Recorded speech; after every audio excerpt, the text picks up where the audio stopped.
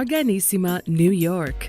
Your exotic skin, hair, and beauty source, and your one-stop shop for all your natural and organic skin and hair care, featuring authentic organic Moroccan oil and prickly pear seed oil and much more. Bringing you only the best, straight from the source and proudly produced in the USA. So what are you waiting for? Shop today at www.arganissima.com. Arganissima, New York. Your beauty is our...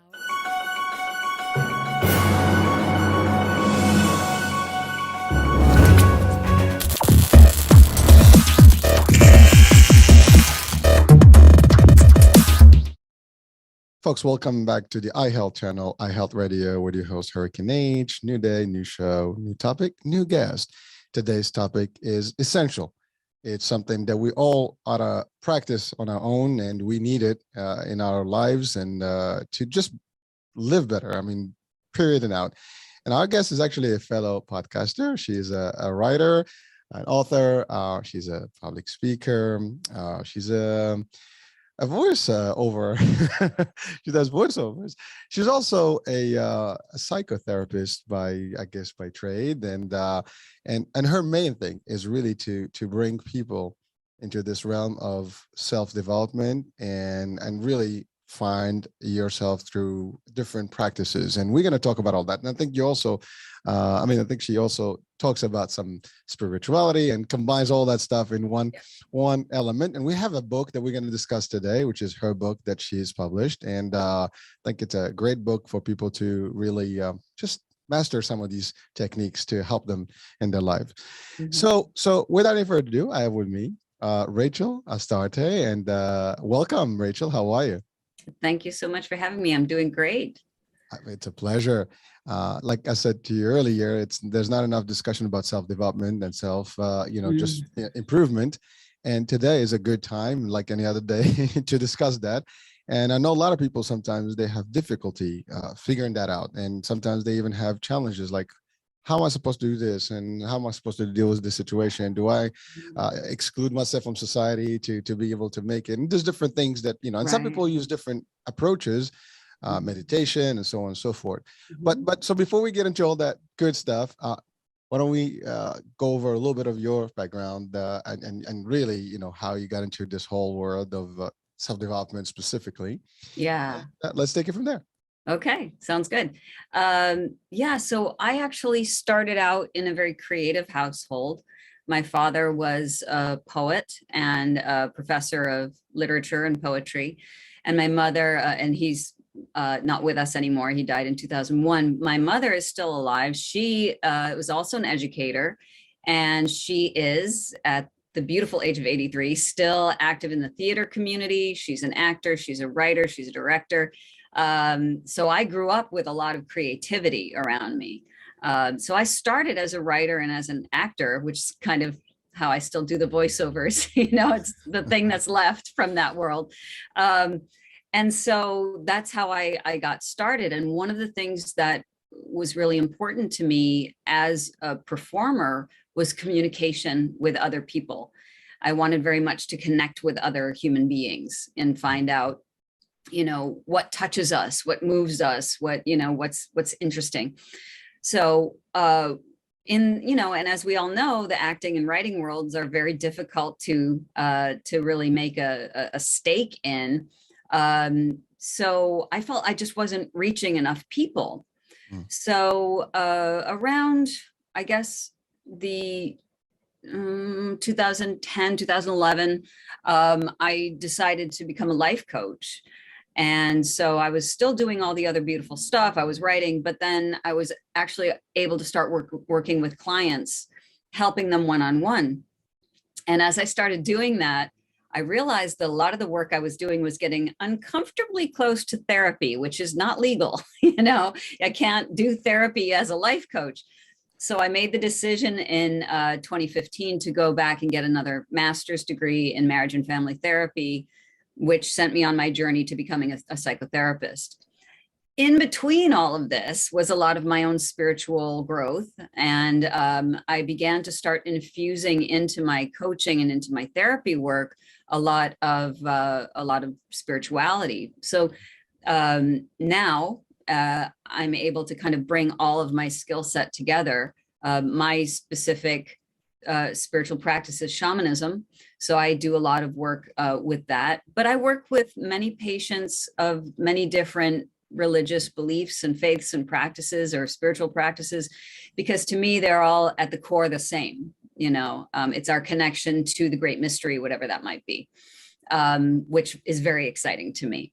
So, so really, yeah, what over time, what ended up happening was I realized the biggest issue for a lot of people was, how do I make my life worth living? How do I get past the junk of the trauma of my childhood or the issues that I'm having now so that I can be the best person I can be in the world? And so that became really my sole focus, is to help as many people who want to come to me and who I can take to say, yeah, let's work with what we have. Because my core belief is that everyone is holy, everyone is divine. And we just have a lot of junk in the way that stops us from radiating that beauty. That's where we are.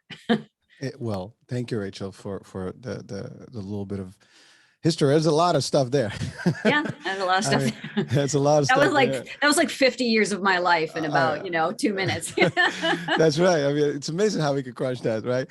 But really, it's deep, because I mean, your mission, I mean, as you chose to be, to help people, and that's actually again, not everybody chooses that path, and you did, and you took the necessary steps to become an expert in it, in a lot of ways, whether it's the certification, the education of it, and combining all the things that you believed in into that same world. And of course, with your background, it helps better, because you can do certain things in a better way, public speaking, all this stuff. So those are all important things.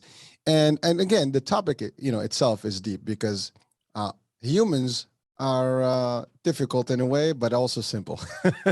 Right. It's amazing how that works, right? I mean, we think life is complicated, and life could be very simple, but there's so many things that we absorb since the beginning of our lives, and those become, your characteristics, or at least the things that make you or break you in a way. And as you grow up, there's so many elements and waves of environmental stuff, and then contributions to who you become and what you do, how you behave, and so on and so forth. And those are all things sometimes that can be, if they're not proper, we can fix them.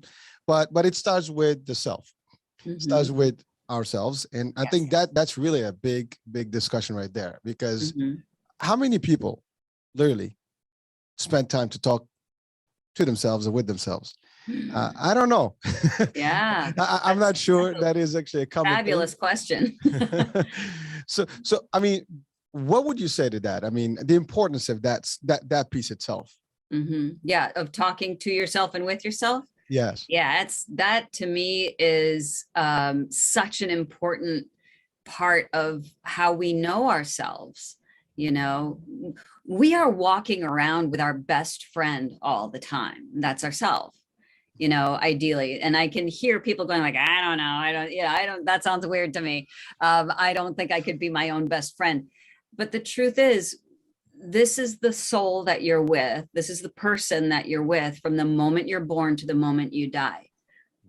It makes really good sense to get to know that being well, and to embrace him or her or them, and be able to work with them and play with them and love them in the way that we all, like all human beings, what do we want? We want to be respected. We want to be heard. We want to be loved. We want to be accepted for who we are. The only person who can do that is you. You can't look outside of yourself for someone to validate you, because they got their own stuff they're dealing with, right? So imagine what the world would be like if we were all connected to our true natures, to our true selves, and not seeking to take from someone else what we need. We could get it within ourselves. Relationships would not be so tumultuous. There would likely not be wars, there wouldn't be so much selfishness, greed, fear, all of that. because we would realize that even though we are talking about our individual souls, we're still connected to the great continuum. It's where we came from. It's where we go back to. That's science, by the way. So I don't ever like to get too woo woo on this, because I am a left brain, right brain, split right down the middle kind of person. So when I talk about this stuff, I like there to be science to back it up. So in physics, we talk about that everything is interconnected, that we all came from the origins of the universe, and we're all carbon-based beings. Everything around us is basically our sibling. So the issues that we come up against are that feeling of separation. That's when we start to feel lonely, separate from the great spirit or creation or whatever it is, and separate from each other and separate from nature. We see that happening right now with the way we're treating the earth, right? Where somehow we feel like the earth is ours to do with what we will. No, the earth is our family. And so when we start to treat the earth as our family, treat the animals, the plants, each other as family, it's a huge shift in how we see the world. But it all starts with us. So to answer your question in a very roundabout way, Well, no, that's why it's so important. Well, thank you. And there's so much that came out of that question and the answer.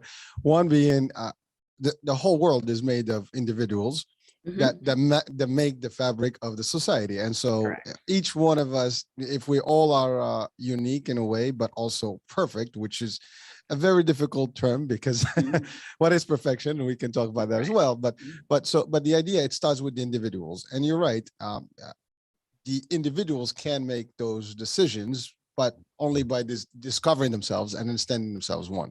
Right. But then the issue that we have, though, is that most of the people, the minute they open their eyes in real life, they have contributors or influences, right? Whether be it through media, TV, family. First, people are the family, right? Right. Friends, school. So there's so much stuff that we interact with that actually kind of almost changes how you perceive the world and how you behave. Because if you're attaching yourself to everybody else, right? And what their expectations of you should be. And that's, I think that's the biggest problem that we have. People sometimes I'm not confident with how I look or who I am, but I want to really subscribe to what other people think of me and their perception. And so I want to meet that perception. That's a problem. And I know for a fact, as people mature enough to realize this, they make those amends and the changes, and they become almost independent from that opinion. I don't care what people think, but you don't find that as early on in our lives. I mean, that's something that comes with age, I would say, and maturity and wisdom. But originally, imagine if we're all born, and the minute we are out there, we get that little plug, and you know what, this is who you need to be. Don't worry about the rest. That would be different, right? Right. Yeah, absolutely. And I thank you for bringing that up, because it's such an important point. When we're born, we are perfect. Of course we are. Look at children playing. They don't give a crap what anybody thinks. I am a unicorn, and that's what I'm running around as in the living room. That's who I am. I am a unicorn. And no one says otherwise, because your kid's playing and kids are allowed to play. It's when you're embodying the spirit of the unicorn or the tiger or whatever it is, or the fireman or whatever. When someone says, well, that's not really what you are, it shuts all these doors in us, right? When it's not, you don't get to do that. You're somebody else. And usually it's our caretakers, whether they're our parents or teachers or society or whatever, saying, no, this is what's appropriate, as you just mentioned, right? This is how you should be. And so we begin to separate from our true nature, which is the embodiment of anything, everything at all times. I think it was Freud, don't quote me, but somebody who said, God made man in his image, not the other way around. In other words, man is meant to be omnipotent, omnipresent, omniscient, and just as God is. And God can be used in many different ways. If you could talk about that as the universe, you could say creation, you could say great spirit, whatever it is, that great mystery. So we are divine.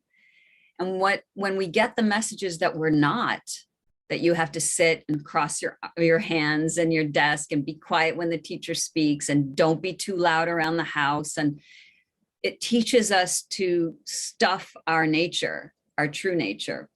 Now, yes, we have to learn certain things in order to get along in society, that, you know, it's not nice to talk over other people when they're talking, you know, those kinds of things to get on in society.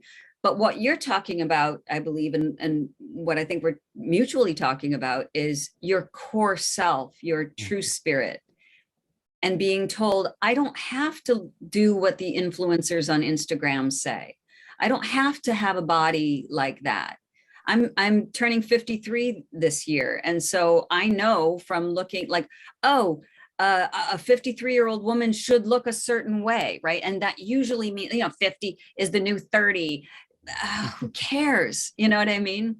What happened to embracing whatever it is our minds, our bodies, our spirits do, and celebrating the human being that person is? So that's why this work is so important, is getting rid of the roles and the stories that we're told about who we're supposed to be and embracing who we really are. Well, Rachel, I mean, thank you for breaking that out further. But you're talking about something very important right now, that you mentioned something about 50, right? And someone can say, well, you've lived in long enough to be at 50 and therefore you can think that way. But then if we go back in time and realize that, you know, even a younger person, a teenage person, sometimes is pushed into these angles or by the wall, because everybody else expecting a certain way of them. And that's causing personal problems for them, you know, self-esteem and so on and so forth. And even to the detriment sometimes, where people actually are making suicide and doing stuff because of, you know, they get too much, you know, pushed, and then, you know, there's this bullying and all the stuff that happens because, again, oh, you don't look good, your body's this, and, you know, you need, you know, look at her, look at him, and people start making fun of you. And it's unfortunate, but it's real. That happens, and it's psychological, and we deal with it almost every day. We hear stories, horror stories, and it's not the first time, it's not new, it's been in existence. But then if people start really paying attention and saying, you know what, I don't have to be exactly like everybody else. I am who I am. I am happy the way I look. And you know what? You can make fun of me all you want. Yeah, exactly. You know, it's okay. Yeah, I think that you raise a really important point. And I laughed a little bit when you said, well, I'm 50-ish. I have the right now to sort of say, yeah, okay, sure. You know, but the truth is, we have to look, okay, let's do psychology for a little bit. So we talk about the life stages, right? Developmental life stages. When you're a teenager, your sole purpose is to make community with your peers. And if your peers are rejecting you, that's devastating. That's why we're seeing the suicides. That's why we're seeing that kind of, my life is over if I can't fit in with this group of people. We are designed by nature to find community outside of ourselves, or outside of our family of origin, so that we can move on and procreate and do what human beings are supposed to do. What I would say to teenagers, and what I do say to teenagers, is don't lose focus on who you are, because who you are is what you are generating into the universe. What you're going to call to you people like you. And so when someone is being mean, when someone is bullying, I tell this to my son, right? A bully is someone who is insecure, who is in so much pain that they need to make other people small, and they deserve our compassion. They don't have power over us because they are powerless, and that's sad for them, you know? So, and that goes for the grown-up bullies too, you know, because really what we all are at the core of our being is creative and loving. That's, you know, love created the universe, basically. We don't, you know, not love with the hearts, but the love of seeing things to fruition, right? So when we start saying, well, you don't look like so-and-so, or you've got wrinkles, or you're fat, what ruler are we measuring ourselves against? Who's got this golden ruler? That's what I want to know. And you know who has it is commerce. There is industry in the gyms, in the cosmetics, in the hair products, in the this and the that, and the clothing.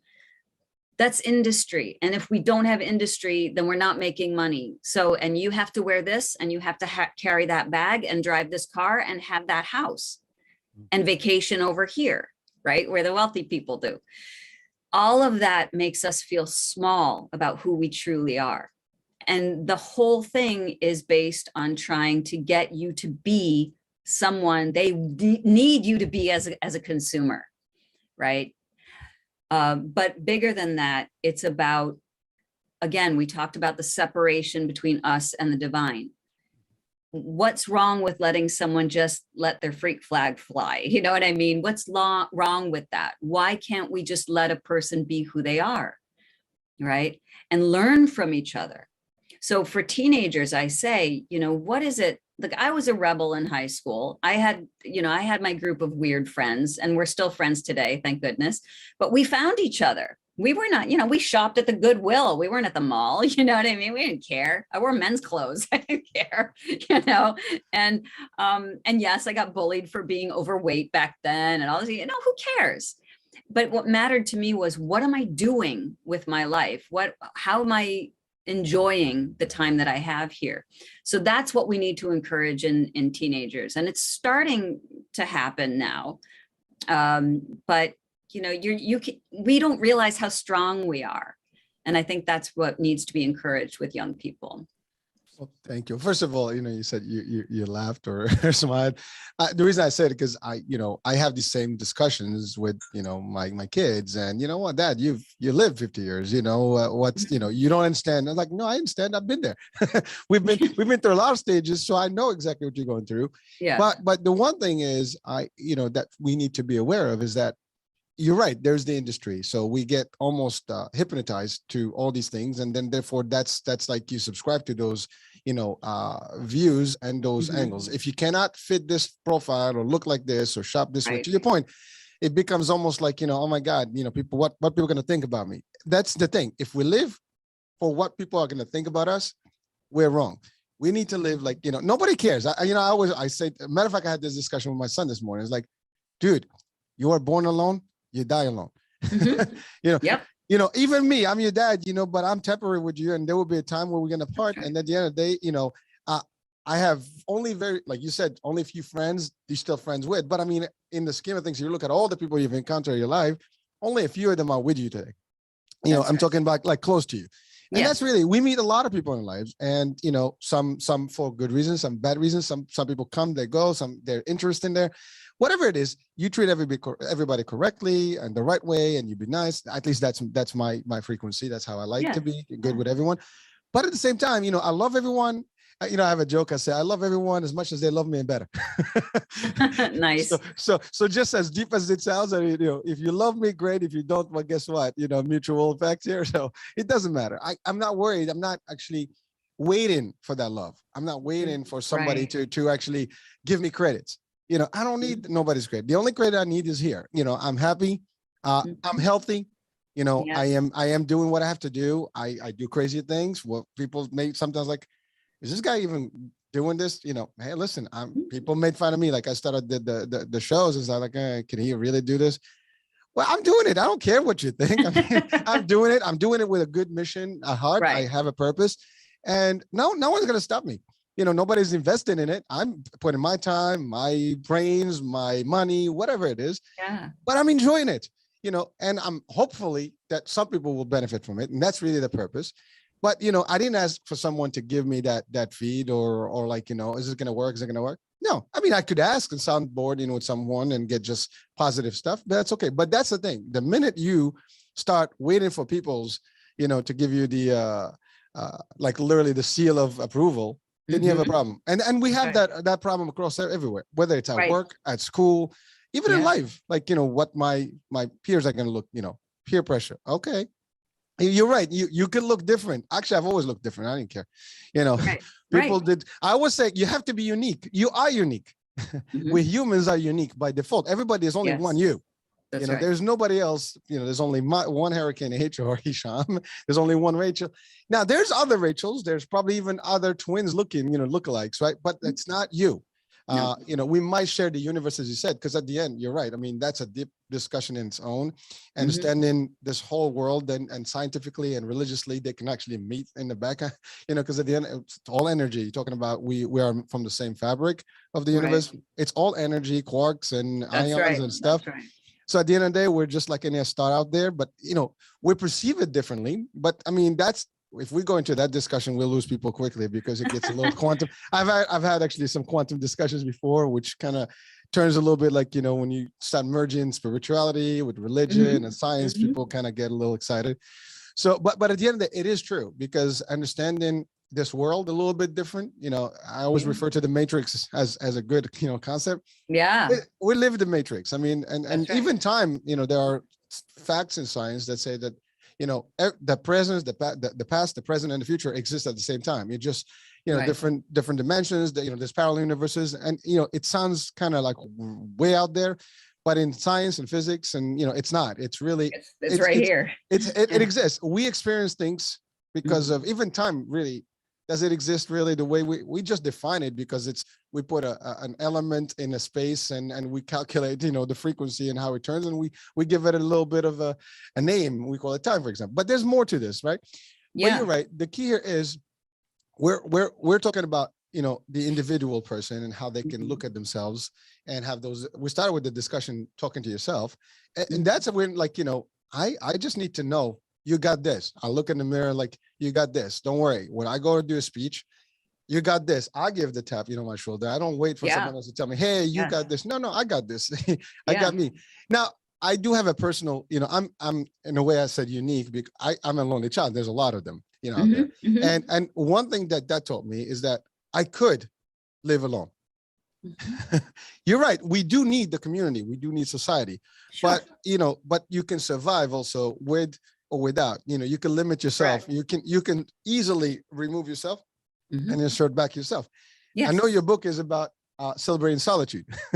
That's right. And so now we can talk about that, because sometimes people are rejected or they're not feeling appropriate or whatever. But sometimes it's good, just isolate yourself a little bit. And I guess solitude and isolation may be two different things, but really the idea is you're in control. Everybody's in control. And everybody owes themselves to revisit themselves and reset. And by the way, there's no time limit. You can reset any given day. That's just correct. because you had a bad pat, whatever, then today, now is the time. You can make a difference. You can change. Right. And you don't have to listen to us any minute. You can make that decision. You know what? Enough is enough. Career paths, people change career paths. Yeah. It's very common. The pandemic has proven that, a lot of people, completely changed their lives, in a bad, tragic event and worldwide that turned to be positive for a lot. Obviously, there's the sadness. Thing. There are a lot of people that lost family and friends and so on and so forth, which is tragic. But there's nothing we can do about that in terms of the pandemic happened, and some people adjusted differently to it. But at the end of the day, some people make complete transformations, even after devastation. Some people have learned it the hard way, but then they moved on and they changed their lifestyles and their life, way how they behave and so on. People move from states to states, decisions that they wouldn't have made easily before were made in this time. Yeah. And that's a big deal. I mean, if people can change and make moves, know that anyone can. And you mentioned early on something about the kids. You're right. It's beautiful. Kids don't see differences. They don't see the colors. There's no races. They don't see ethnicity. Right. They don't see anything. They just see play. Let's have a fun, together, and we enjoy. We start establishing all these differences and learning these little tweaks, like, you cannot be with this or the other. They don't look like me. We have problems, whatever. That becomes later on, and then it becomes your style, and you pick. But people choose because I want to be with this crowd. So I'm going to sacrifice my own beliefs or my own, personal stuff just to fit in. You don't have to. That's the thing, right? And people can say, well, it's easier to say that now. I didn't have to fit in, And again, it served me well. I can fit in any environment, but I am in control. I can make myself available to that environment, or I can remove myself. And I'm not talking about me personally. I'm talking that anyone can have that. Yeah, of course. Yeah, absolutely. And you were touching on a really important point about the Matrix. You brought up the Matrix, which I love the series of movies. The real illusion is the separation. I think that's really important to stress. The illusion world that we live in is the world where we are separate from great mystery, right? Mhm. So that's the matrix, is where you don't even realize that you are divine. And that's sort of what the book is about. Celebrating Solitude reminds you of your importance. So the subtitle of the book is How to Discover and Honor Your Highest Self. So what does that mean? And we can't do that when we're constantly comparing ourselves to other people, to other things, to other ways of life. So the purpose of Celebrating Solitude is to develop a solitude practice where you're spending just a few minutes a day, sometimes longer if you have it. People with children don't often have a lot of that time, but the idea is that you're spending time with yourself, doing something that you love, that makes you feel joy and makes you feel connected to yourself. So it could be meditation, it could be taking a walk in nature, it could be knitting, it could be taking a nice hot bath, something that allows you to regenerate and recharge your battery. And you don't do it in order to isolate or stay away or be a hermit. The whole purpose of a solitude practice is, as I said, to regenerate yourself so that you can go back into the world as your highest self. Because when you're functioning and you're grounded and you're coming from that clean and clear place within you, your interactions with other people are going to be more genuine, are going to be more compassionate, are going to be more interactive in a healthy way, because as you were saying too, you're not looking outside of yourself to get something from someone else. You've already got it. So then you have more energy and more stamina to interact from a grounded place, whatever that situation might be. You know, I always go back to the example of you're driving in traffic and someone cuts you off, you know, and all of a sudden there's that childhood rage that comes up. This is my spot. No, you know, this is you were being rude to me and I'm pissed off about it. So when we come from a place where we've been taking care of ourselves, we can certainly say, well, that was awfully rude, but we don't, you know, wish ill on that other person. We don't necessarily feel like our whole being has been, you know, there's an affront to our being. We just kind of say, well, that was a crappy situation that just happened, and I'm going to let that go. So imagine if we really could recharge our batteries so much that we interact with others, give back to the community in a better way. You know, that's really what it's about. Well, thank you. And again, you hit on a few elements. One being, you said we have what it takes. I mean, everybody has the core. And think about a building that is, you know, ready, but the cosmetics are not there. I mean, you still have to do some aesthetic work on it and just, you know, start, you know, put in all the molding and whatever. Mm-hmm. But really that could be done any given day. I mean, you can add things where there's enough stuff out there that we can complement ourselves, you know, with it. Education is another one. Like, let's say if you feel there's a need and you think you need to tweak something, there's plenty of opportunity, learn something new, Sure. Make something, career paths. And there's so many things you could do.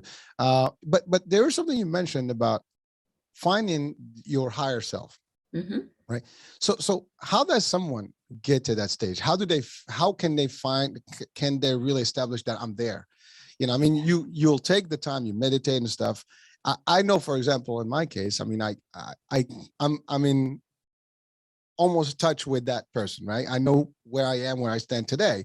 Yes. Some people may or may not, and any given day, they might need to get to that point. And to your point, like very simple, someone cuts you off. I used to get excited. I don't get excited. Whatever. Yeah. Isn't a rush, whatever. I mean, Right. you know, it's only going to take a minute. I don't have time to waste. And that's the other thing, you know, time is valuable. And when you're a little younger, you don't see it.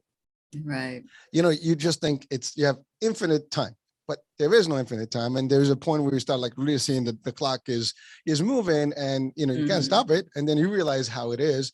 And then there's no more time for bullshit or for nonsense because I'm not even going to pay mine, just move on. Life goes on. I got to take care of this, me. Right, right, And, right. or your immediate, whoever you love, and yes, and you can contribute also to your society, your community. That's the other thing. It's not about being selfish. Exactly right. If you're good to yourself, you're going to be good to everybody around you. That's right. That love has no bound. When you recharge your battery and you're filled with self-love, that stuff pours out to everybody else around you, So I didn't mean to cut you off. Go ahead. No. I was gonna say it's energy. You're talking about the world. Yes. It's all about energy. I mean, and you can sense energy anywhere you are. If it's negative vibes, you're gonna feel them quick. If it's positive vibes, we're through Zoom right now and we can still see the energy.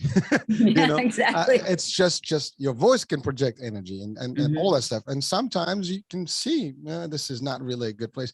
And you know what? You're not caught up. That's the other thing. People get caught up. Like, I can't move from this situation. Yes, you can. Yeah. Everybody can. I mean, like, we decide, we make that call. It's a conscious choice that we're either going to stick in a fight or leave it a fight, or avoid the fight, or just, take the high road and move on. This job is not for me. I'm moving on. This relationship is not for me. I'm moving on. The way I dress is not good. Maybe I can change. It doesn't matter. You make that call and no one can do it for you. That's right. That's right. And to me, when I'm doing therapy, I say, here's the bad news and the good news. The bad news is it's all on you. The good news is it's all on you. Because the bad news, because it's like, oh crap, it's all on me. And then the good news is I can change it. No one else can fix it. Just as you just said, exactly that. At any minute, I can say, this isn't working for me. Oh, that sounds so easy, Rachel. It does sound like, and depends on the levels of trauma and everything. It is work to some extent. And it is a process, as much of the stuff that I have unpacked and made peace with. Every now and again, that negative self-talk, we were talking about self-talk earlier. Every now and again, that negative self-talk will come in. But now I know how to talk back to it in a way that I see it as like an echo of that separation that we were talking about. That's just an echo of the old voices that were trying to keep me small because they felt small. They were bully voices, right? We talked about the insecure bullies, right? So your negative self-talk is like your insecure bully that's going, no, you can't do that. You're not good enough. Da, da, da. So you say, well, thank you for your input, but no, that's not the direction I choose to go in this point, and it's amazing. And then we bring in physics again, when we talk about superpositioning, right? So there's like, is it a particle? Is it a wave? Is it a particle? Is it a wave? It's whatever you're testing for, right? So it's both at the same time rotating like this. And then when you're looking at it, and like, I'm testing for a wave. Guess what? That's going to be a wave. If you're testing for a particle, it's going to be a particle. That's how we think. So if we keep the positive, and I don't just mean, new agey positive, because we need the balance of light and dark in ourselves always.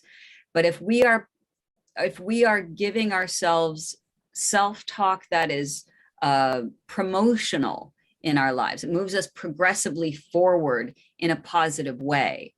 That's what we're going to see. If we're constantly telling ourselves we're no good, and all those voices from our past are saying, you're not good enough, you're not smart enough, you're not pretty enough, that's what we're going to experience, because that's what we're testing for, if you see it that way, right? So, I think that's a really important point.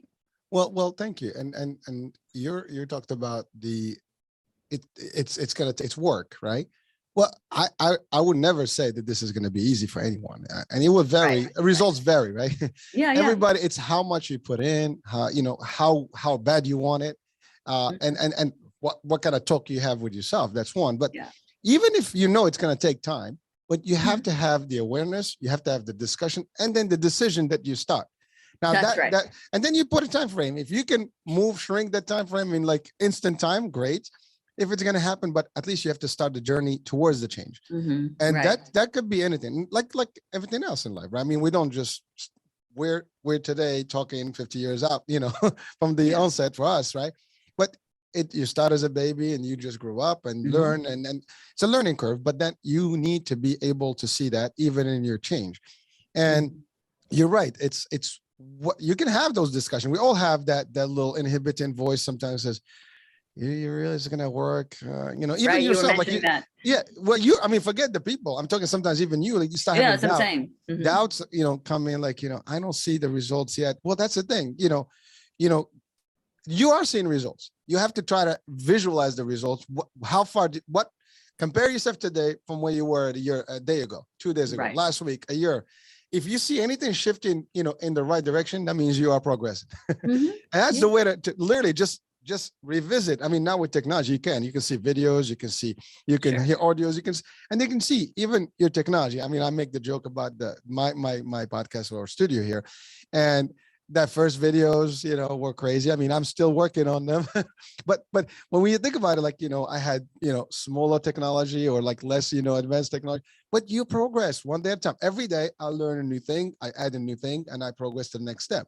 You know, Mhm. it's a media network. Well, it's not a media network the way people will probably perceive it today, but in 10 years, it will be what people would actually, say, wow. And that's where my vision is, but I'm working towards that. That's But so, right. so that's how you do it. It's not like, and I don't have to validate it with anyone. That's the other Right. thing. Now, I do take criticism. I do take constructive criticism. I don't need Yes. criticism when someone just like, oh, you should have done that. I think that's a big mistake because people, it's very easy to look at a house that is full ready and say Mhm. like, oh, you missed a little, nail in there or nail is sticking out. And where were you when there was no, it was just a piece of Yeah, ground, exactly. empty. I trust you if I put you all the wood and the concretes and whatever and the sheetrock and the floor and say, start, build the Sure. house. They'd be like, where do I start? Well, Right. it's very easy when you have a full picture and you're just like, well, if I were you, I would have put a little bit of an accent on that side. Well, guess what? You're not me and you didn't do it. And you know what? Yeah. You're welcome to do the same and let me see how you do. Yes. Start from scratch and we'll Exactly. compare, results. That's the problem. People would rather come to your show and criticize your show. I'm not talking about the show literally here. I'm just Yes. Yes. Of in course. live, your live, as opposed to like, looking and self-reflecting like, what am I doing? But And exactly. And that's what we were talking about, that insecurity part, right? It's much easier to point the finger at somebody else. You know how they always say, you point a finger at someone else, you have three pointing back at you. That means that, you know, it's much easier to look at someone else's life, somebody else's crafted world, and poke holes in it because you are not taking the time to look at your own. So well, that's that insecurity part. well, that's true. But also that person has already put it together. Mhm. So you're looking at something that is complete in their Yeah. aspect, their way of completing it. And then you come in with your opinion. But did you complete yours? Well, that's what I'm saying. That's what I'm saying. We have the joke in business. We say you don't throw, well, I don't know if we apply it in business, but I think it's a standard, you don't throw rocks at, at somebody's home when your home is made out of glass, right? Or house made Right. and usually that's what happens. We all have glass in our homes. And so don't shoot, other people's homes because when they retaliate, your house is going to shatter. Be careful. And Yes. and by the way, nobody's perfect. That's the other part. Mhm. We can talk about self-talk and really constructive, for ourselves. But at the end of the day, we learn every day, every minute, and we can improve every day, every minute. Mhm. And no one, should stop from that. And I think from a positive, stand, everybody watching and listening right now, this is for everyone.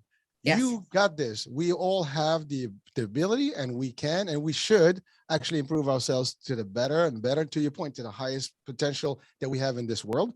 Mhm. And we all depart eventually. And the best we do is if we can leave behind a legacy of something positive. Right. And some people actually go through this world and people don't remember them, or they remember them in a bad way. Mhm. And by the way, Right. I'm not saying this so you can do it for people. You got to do it for your own self, because Yeah. you're not doing it for what people think. When you depart, you depart. Who cares, right?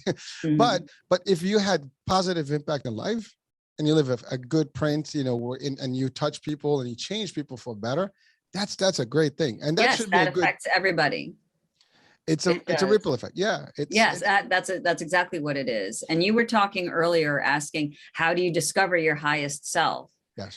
One of the reasons that we do this, to speak to your point, is you don't have to be famous. You don't have to, do a huge major thing with the one life that you have in order to make a difference. When you are coming from your highest self, that means the self that is reconnected to the divine, to the great mystery, to everything we've been talking about.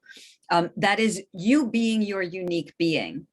When we are truly being authentic with ourselves, and we bring that authentic self out into the world, and we're not looking for that outside validation from anyone else. Every interaction we have with anybody, family, friends, colleagues, bosses, partners, the clerk at the grocery store or the bank or whatever, we're making a difference in a positive way because and you were talking about energy earlier. Thank you for bringing that up. We are vibrating energy, all of us. So if you walk into a grocery store and you're in a shitty mood, or you walk into a grocery store and you've just been, doing something fun, like had a great bubble bath or a great run or whatever, your energy affects everybody around you, whether you open your mouth or not. So that's what matters. What are you contributing? You called it the fabric of community, of society, of the world. What is your stitch in that fabric like? How is it? Is it frayed? Is it faded? Or is it solid and gorgeous and bright? That's all we have to really care about, because it affects the entire tapestry. So if you walk around and you're in a crappy mood, and then you're everybody else is energetically kind of being brought down by you, the fabric gets frayed and faded, right? So we have just the opportunity and the obligation to just be ourselves. And that's immensely powerful. I just love it, because you just give me a beautiful picture that I just visualize right now. And if you take all humanity, right, and everyone does that. Mm-hmm. Imagine what kind of tapestry you're gonna, what kind of image you're gonna have. It's just gonna be a beautiful image, right? And really, each and everyone has the ability to make that imprint and have that nice, elevated and very highlighted accent on this fabric that we call society and community. And we have that ability. We can do it, whether we're at work, at home. We can make a difference. To your point, you go out there, your energy is going to be contagious one way or the other. You go somewhere when there's a bad vibe, you just feel like it's misery, right? You go anywhere. I mean, we joke about smiling, right? It's contagious. If you laugh, everybody around you. I mean, this has been proven. I start laughing just for no reason. Everybody around is going to start laughing, right? And it just, as bad as it sounds, is so great. Yeah, for sure. So that's it. Again, we are connected. To your point, we're part of the same universe, and there are energies, and you do feel when it's off.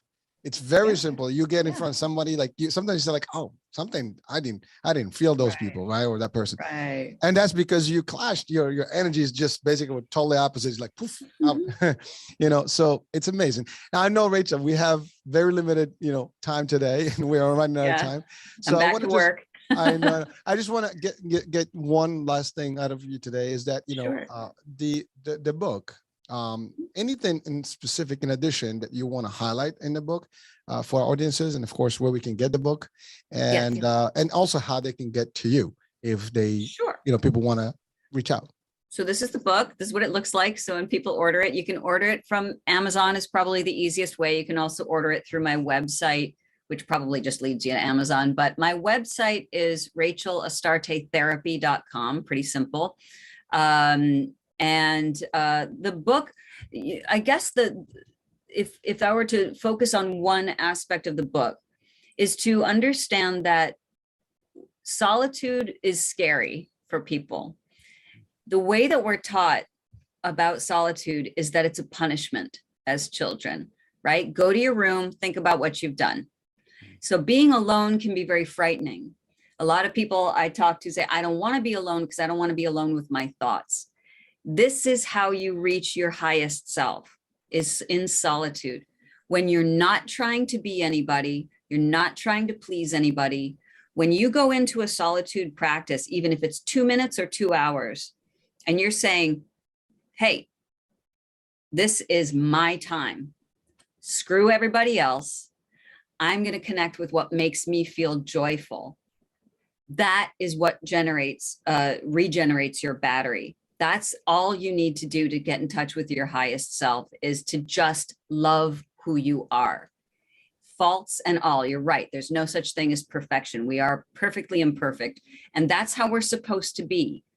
There is no such thing as perfection. We should just throw the word out, because what we are wildly complex beings, and we should love every single aspect of ourselves. So when you spend time alone, welcome all of who you are without judgment. That's the whole thing. Non-judgment is what you want to do in a solitude practice. When you can start practicing non-judgment with yourself, you'll start practicing it outside in the real world as well. Rachel, thank you for those words. And, I mean, I was going to ask you to close up, but you already did. that was a powerful message. And you know what, folks, also check out Rachel's podcast. I mean, I think it's self-talk, right? Self-talk with Rachel Astarte. It's anywhere you find your podcasts. There you go. So definitely you can benefit from it. And, I wish we had more time today. I know you have a very limited hour today, or less than an hour for us, but maybe in the future we'll catch up again and do a second comeback. Yeah. Absolutely. Well, thank you so much, folks. Thank you for being with us today and listening, watching on iHealth, the iHealth channel as well. And again, we'll be talking soon. New show, new guest, new topic. Bye for now.